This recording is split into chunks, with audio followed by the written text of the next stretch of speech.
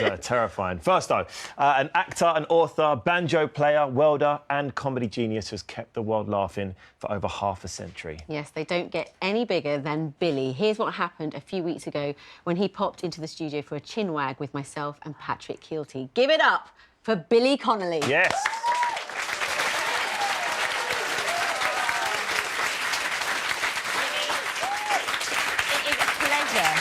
To have you here. Now, earlier in the year, there was a documentary out that got a few people, including us, a little bit worried. A little bit. A little bit worried, but then you did post this to reassure us all.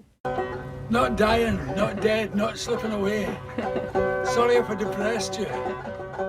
Maybe I should have phrased it better.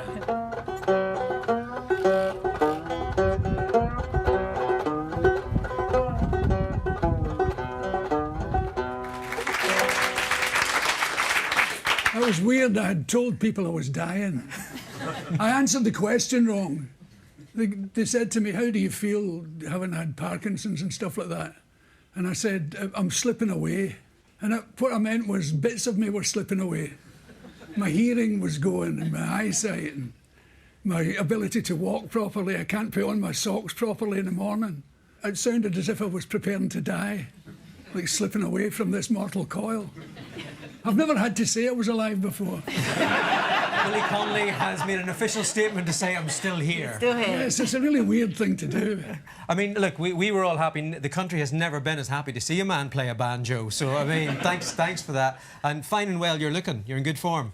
Oh, I'm feeling good. My medicine's working. What we have been talking about and we love is this new book of yours, Tall Tales and Wee Stories, which I couldn't believe is the first time that all your sort of jokes and stories have been put down on paper. It's tangible. Yeah, because I work the other way around from comedians. Most people write their stuff and then go and do it. I go and do it and then write it down. But I thought that's what comedians did. I didn't know they wrote their stuff down and then learned it and then did it. I thought they made stuff up. Because that's what you were saying. That's what you do. You talk to any comedian and they think you're lying whenever you say that you actually don't write it down. Because they're labouring and you write a line, you're trying it out, and, you know, for you just to get up there and go Lenny for Henry used to really bug me about it. Lenny was telling me about it. He was saying, you've got a computer somewhere with all this stuff written down. He was going to come and search through my house and find my notes. What's it like to see the routines written down? It's very strange. Because I've done them all before, they don't seem that funny. And I swear too much. I had to edit it and cut out some of the swearing. Because swearing's OK. I've got nothing against it when you're just doing it. Don't panic, I'm not going to launch it. Please don't, Billy. Billy, all your stories are brilliant.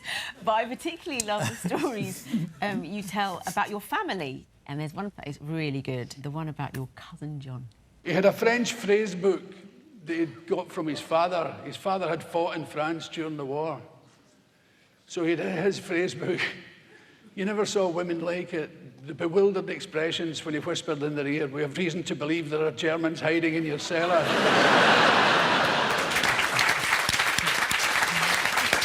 Billy, are you a magnet for just the weird and the wonderful? Or have you got the greatest timing in the world that you're just in the right place at the right time all the time? I like the weird and wonderful and I tolerate it. Where most people will get rid of it, I'll tolerate it. For instance, a very moving thing happened to me. I was on a train and the guy doing the buffet, he was covered in tattoos. He was a real hard-looking guy. Billy Connolly, I said, yeah. He said, I love you. And I said, that's great. He said, my mother used to love you when she was alive. And that's as far as he got, and he burst into tears. He was standing crying. I had to grab him and hold him. And it's amazing if you just let these things happen. They're very moving. They're great things. That's completely got me because, I mean, my dad's not here and I remember there's a routine that we're about to show here and I remember on a Saturday morning, me and my dad in a car and we had the cassette and we were laughing so hard that he had to actually pull the car over, right? So he didn't crash the car and it was the jojoba routine. Oh, yeah. You go to Boots the Chemist, there's about 5 lanes of shampoo, 6 deep. All different colours, things you never heard of in your life. Jojoba. Whatever happened to soap? Jojoba. says, what's Socoba? See, in Glasgow, that's the month before November. Now, one thing that does come out of the book, Billy, is that you just let things go, and you have this thing about being naked. What is it about being naked? Is it about being vulnerable, and you think that's when people are at their best? Yes. The vulnerability makes them funny when they're naked. And it's funny when you get naked yourself. There's a most profound effect on the people around you. And how vulnerable were you when you decided to take this on? Go! Oh yes! Yay! My God, this is lovely. Oh, my goodness.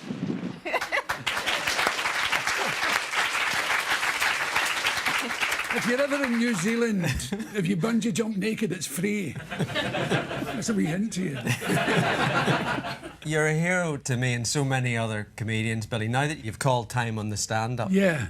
are you able to actually look back and realise how good and how important all of it is? No, it never strikes me. I don't get to feel that bit. I can tell by the way people talk to me and other comedians. They get down on one knee and behave yourself. It's a very, very pleasant thing to be so well thought of. But I thought everybody did what I was doing. I thought you just thought up funny stuff and said it, but they were all writing away. I get very jealous of them. I can't do that. And when I sit down and write stuff, it's kind of ordinary. Well, you sat down, you Yeah. wrote this, and believe you me, it's not ordinary. And we've been talking about it, haven't we? Talking and about it, reading laughing we've read about it all day. And you are fantastic. A huge thank you to Billy. His book, Tall Tales and Wee Stories, is out now. They say, folks, never meet your heroes. Whoever said that, believe you me, they're absolutely wrong. It's Billy Connolly.